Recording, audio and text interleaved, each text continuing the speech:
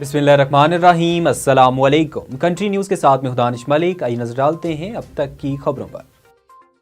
वज़ीर-ए-आज़म शहबाज शरीफ का कहना है कि सालसी और पंचायत सुप्रीम कोर्ट का काम नहीं, सुप्रीम कोर्ट का काम कानून और आइन के मुताबिक फैसले करना है। इत्तेहादी जमातों के इजलास से खिताब करते हुए वज़ीर-ए-आज़म शहबाज शरीफ का कहना था कि कौमी असम्बली और पार्लियामेंट के मुश्तरका इजलास ने चैलेंजेस को डील किया है।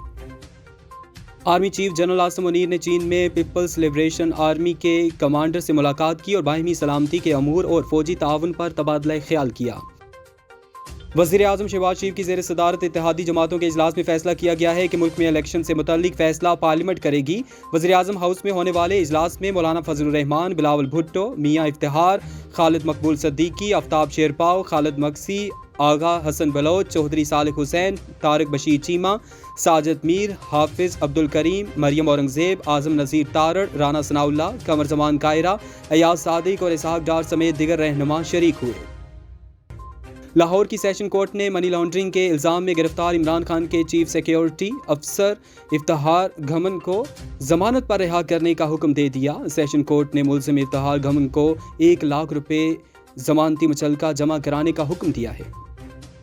चीफ जस्टिस पाकिस्तान उमर अता बंदयाल का बेंच डी लिस्ट कर दिया गया। चीफ जस्टिस पाकिस्तान के बेंच में जस्टिस जमाल मंदोखेल और जस्टिस अतहर मनल्ला शामिल थे। बेंच के सामने समाअत के लिए मुकर्रर तमाम मुकदमात भी डी लिस्ट कर दिए गए। पाकिस्तान मुस्लिम लीग नून के सीनियर रहनुमा और साबिक वफाकी वजीर परवेज़ रशीद ने कहा कि साकिब निसार अपने हलफ की गद्दारी के मुर्तकिब हुए हैं। इस्लामाबाद हाई कोर्ट ने अस्करी हुकाम पर इल्ज़ामात के तनाज़ुर में इस्लामाबाद के थाना रमना में इमरान खान के खिलाफ दर्ज मुकदमे के मुद्दई इलाका मजिस्ट्रेट को तलब कर लिया। इस्लामाबाद हाई कोर्ट के चीफ जस्टिस आमिर फारूक ने इमरान खान की मुकदमा इखराज की दरख्वास्त पर समाअत का तहरीरी हुक्मनामा जारी किया है। सदर रियासत आज़ाद जम्मू कश्मीर बैरिस्टर सुल्तान महमूद चौधरी ने DGISPR मेजर जनरल अहमद शरीफ के कश्मीर के बारे में हालिया बयान का खैर मकदम करते हुए कहा कि इस बयान के जरिए पाक फौज ने भारत पर दो टोक अल्फाज में वाज़ेह किया है कि कश्मीर भारत का अटूट अंग नहीं, और अगर भारत ने किसी भी मुहिम जोई या जारियत की कोशिश की तो हम दुश्मन के घर में घुस कर इसका भरपूर जवाब देंगे।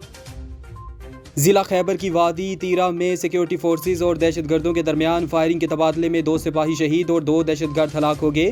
पाक फौज के शोबा ताल्लुकात आमा के मुताबिक हलाक दहशतगर्दों से असलहा और गोला बारूद बरामद कर लिया गया।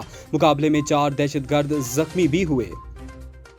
के इलेक्ट्रिक ने नेपरा से बिजली महंगी करने की दरख्वास्त कर दी। तर्जमान के इलेक्ट्रिक के मुताबिक के इलेक्ट्रिक की दरख्वास्त पर नेपरा की अवामी समाअत 3 मई 2023 को किए जाने का इम्कान है।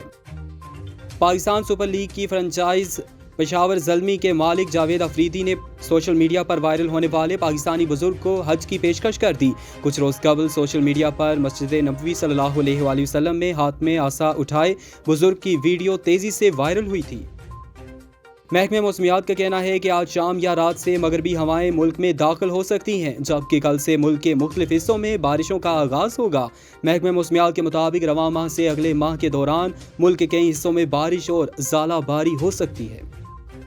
इंटरनेशनल क्रिकेट काउंसिल ने T20 प्लेयर्स रैंकिंग जारी कर दी। भारत के सूर्या कुमार यादव की बैटर्स में पहली पोजीशन बरकरार, जबकि कौमी क्रिकेट टीम के बैटर मोहम्मद रिजवान बदस्तूर दूसरे और कप्तान बाबर आजम तीसरे नंबर पर मौजूद हैं। अलबत्ता दोनों के पॉइंट्स में मजीद बेहतरी आ गई। अब तक इतना ही। मजीद बाखबर रहने के लिए देखते रहें कंट्री न्यूज़।